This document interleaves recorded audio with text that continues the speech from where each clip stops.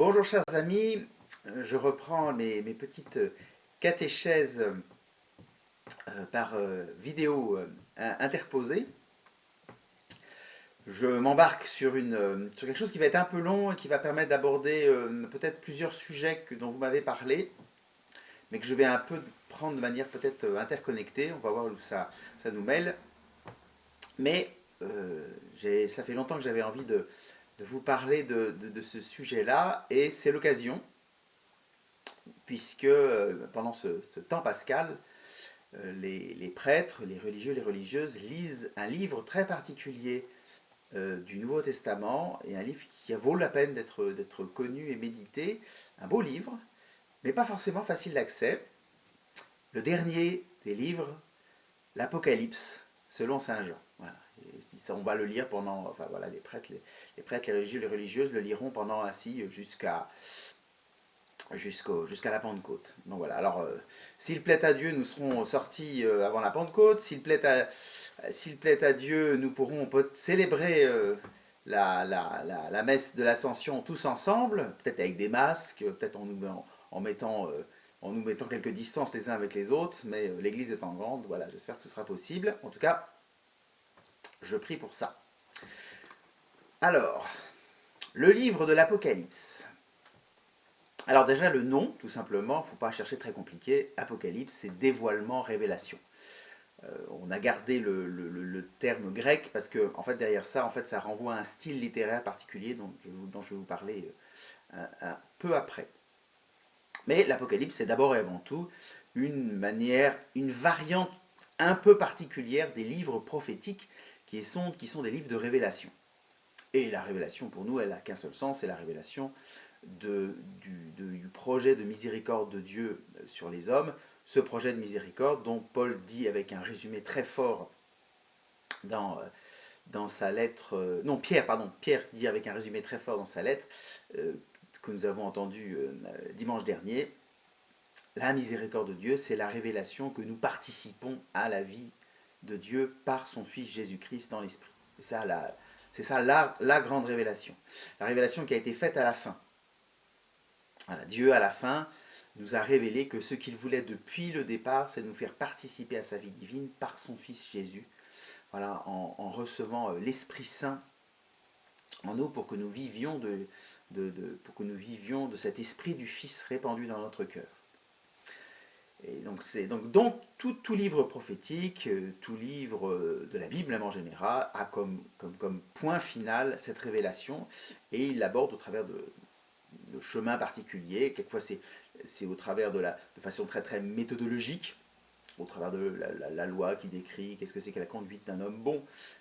Pourquoi on nous décrit la conduite d'un homme bon? Parce que fondamentalement, être un homme bon, c'est ressembler au Christ. Finalement, l'homme bon par excellence, le bon, le juste par excellence, c'est Jésus. Et donc en fait, la Bible, au travers du code moral, en fait, il nous renvoie à la personne même de Jésus. Et puis il y a les révélations prophétiques.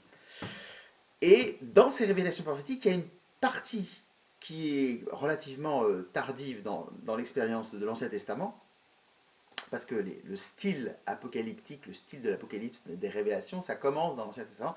Il y a une partie donc relativement tardive qui est une variante un peu particulière du style prophétique, et qui est ce qu'on appelle l'apocalyptique.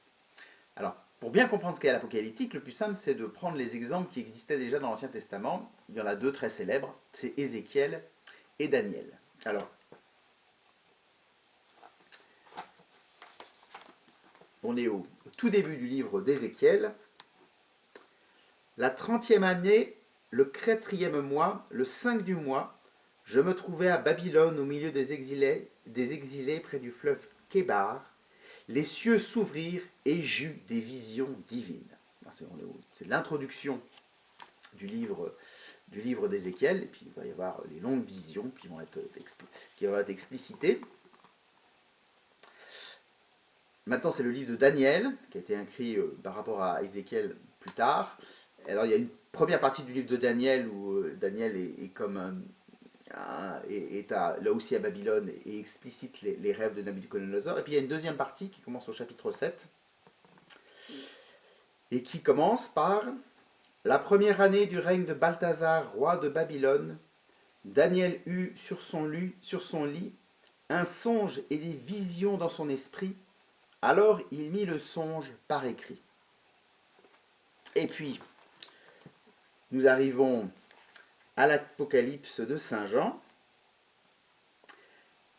Révélation de Jésus-Christ que Dieu lui a confiée pour montrer à ses serviteurs ce qui doit bientôt advenir. Cette révélation, il l'a fait connaître à son serviteur Jean par l'envoi de son ange. Jean atteste comment la parole de Dieu est témoignée de Jésus-Christ, tout ce qu'il a vu. Heureux celui qui lit, heureux ceux qui écoutent les paroles de la prophétie et gardent ce qui est écrit en elle, car le temps est proche. Bon, ça c'est l'introduction. Mais c'est pas ça, c'est pas de ça que je voulais parler. Je me suis trompé de ligne. Alors, moi, Jean, votre frère, partageant avec vous la détresse, la royauté et la persévérance en Jésus, je me trouvais dans l'île de Patmos à cause de la parole de Dieu et du témoignage de Jésus.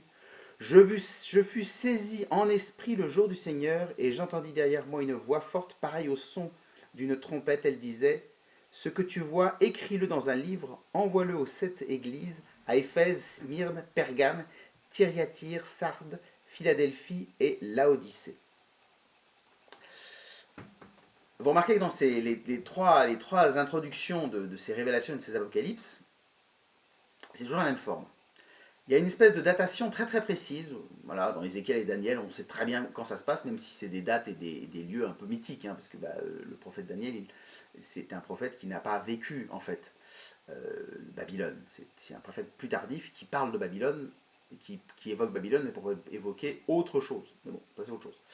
Voilà. Et là, donc là c'est pareil, Jean, on a le lieu exact, on n'a pas l'époque, on a le jour du Seigneur, c'est un dimanche, voilà, le jour du Seigneur, c'est ça, c'est le dimanche, mais on a le lieu. Et puis tout d'un coup, on bascule dans la vision, qu'on va mettre par écrit, mais c'est une vision. L'Apocalypse, c'est une vision. Et donc, comme toute vision, eh bien, les choses n'ont pas la logique de la vie, du monde et du temps dans lequel ça se déroule. Ça, c'est la chose importante à comprendre pour bien rentrer dans l'Apocalypse, c'est que dans l'Apocalypse, on est dans, d'une certaine manière, le monde de la vision, donc le monde des rêves. On voit dans Daniel, c'est un rêve qui fait, et c'est ce rêve-là qui met par écrit. On est dans le monde des rêves. Dans le monde des rêves dans l'Orient, c'est le moyen par lequel Dieu parle à notre être profond. On est un peu perdu de sa vue en Occident, on est devenu très très très très matérialiste, et donc on fait des rêves bizarres, on se dit juste qu'on a un peu trop abusé sur la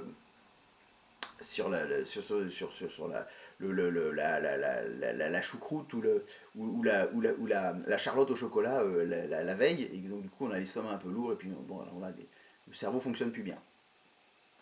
Or, en Orient, Dieu s'adresse au cœur de l'homme dans le rêve.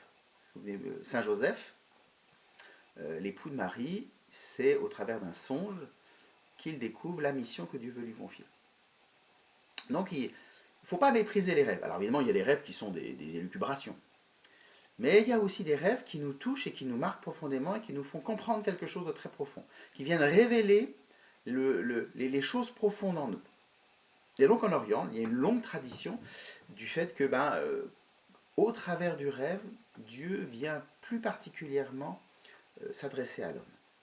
Mais ça reste un rêve. C'est-à-dire que le temps, l'espace, les enchaînements logiques vont être un peu perturbés. Et c'est normal. Et donc le livre de l'Apocalypse, on va voir ça, il met un peu à rude épreuve la logique conventionnelle. Et c'est pour ça que tous ceux qui ont voulu essayer de faire de l'Apocalypse une sorte de prophétie matérialiste de ce qui va arriver, généralement se trompent et se plantent complètement, parce que c'est pas ça le but. Le but de l'Apocalypse, c'est effectivement de nous faire perdre nos repères spatio-temporels, pour d'une certaine manière nous faire, au travers de cet artifice, nous faire entrer dans la vision même de Dieu, pour comprendre les choses telles que Dieu les voit. Et Dieu voit les choses, d'une certaine manière, hors du temps et de l'espace. Donc du coup, c'est pour ça qu'en fait, on va nous perturber nos repères du temps et de l'espace.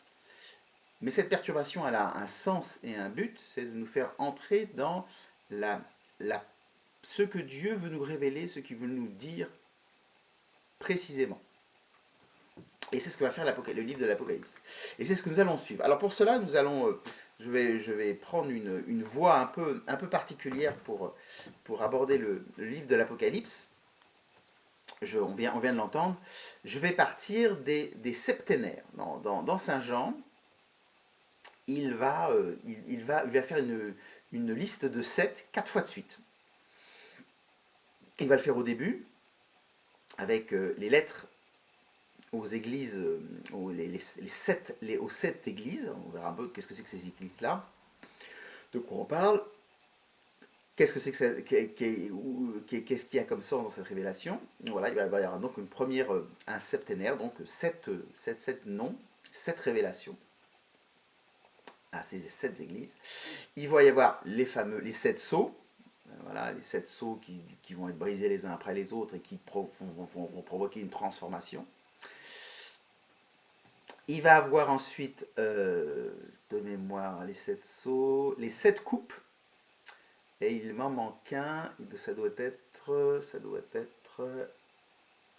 les 7 fléaux, mais je ne suis pas très sûr. Je vérifie les 7 sceaux, les 7 églises, non, les 7 églises, les 7 sceaux, les 7 coupes et... Ouais, je crois que c'est les 7... ça me reviendra. Ça arrive à la fin. Ça couvre pas tout à fait tout le livre de l'Apocalypse, mais ça va nous donner une espèce de petit fil directeur pour essayer d'avancer. Alors, je ne ferai pas un jour sur un signe, parce que généralement, il y a des signes qui peuvent se regrouper. Demain, je prendrai les deux... je pense que je prendrai les quatre premières lettres aux églises.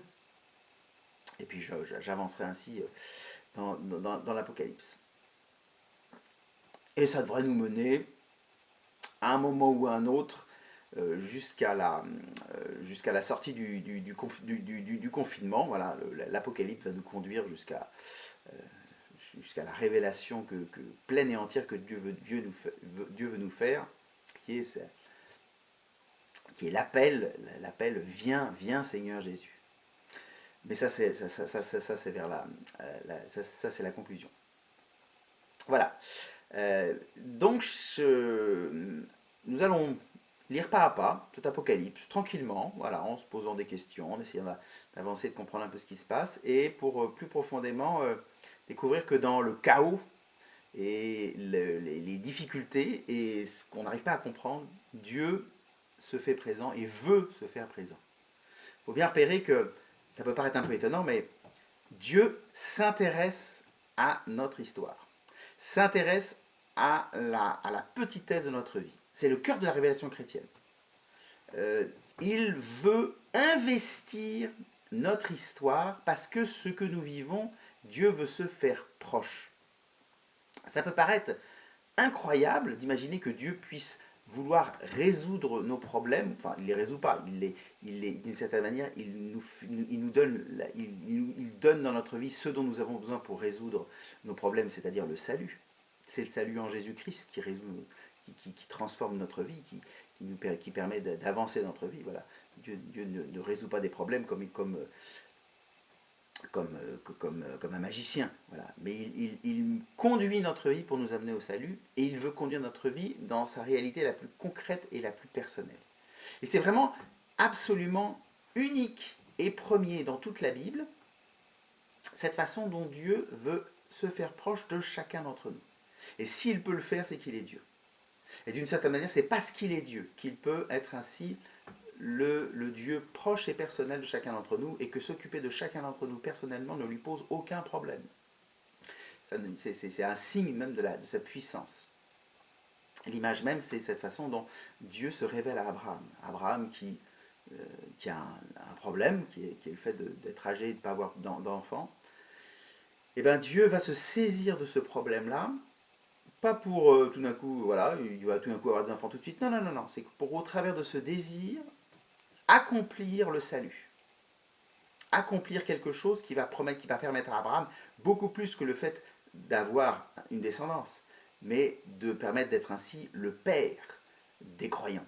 C'est encore plus, Dieu va donner encore plus que ce qu'attendait Abraham.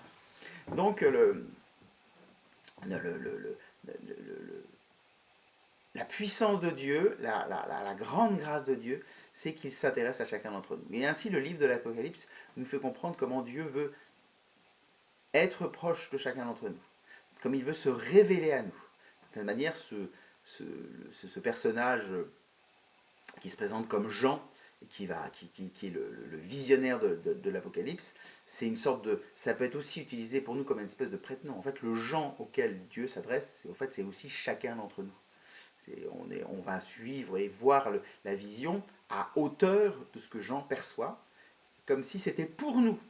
Et d'une certaine manière, c'est pour nous que l'Apocalypse se dévoile et que Dieu dévoile son projet qui a comme cœur et point central qu'il veut nous apporter le salut. Salut qui pour nous a un visage très précis, qui est le visage de Jésus, mais il veut apporter notre salut. Et pour ça, il attend de nous que nous ayons foi dans sa capacité à nous apporter le salut. Et c'est ce qu'il attend de nous. Dieu se fait le mendiant, l'humble mendiant de notre confiance en lui. Et il n'y a pas plus beau que cette miséricorde de Dieu. Et il n'y a pas plus grand et plus merveilleux que cette miséricorde de Dieu. Et c'est pour cela que nous sommes croyants. Et c'est pour cela que nous voulons suivre le Christ. Parce que la promesse que Dieu nous fait, la promesse d'amour de Dieu nous fait, dépasse nos rêves les plus fous, nos désirs les plus extraordinaires. Dieu va au-delà et les comble de manière suréminente. Mais ça, nous allons le voir un peu plus aussi en avançant dans le livre de l'Apocalypse. Chers amis, je vous souhaite une bonne journée. Que le Seigneur Tout-Puissant vous bénisse, qu'il envoie dans votre cœur son Esprit Saint, et je vous dis à demain.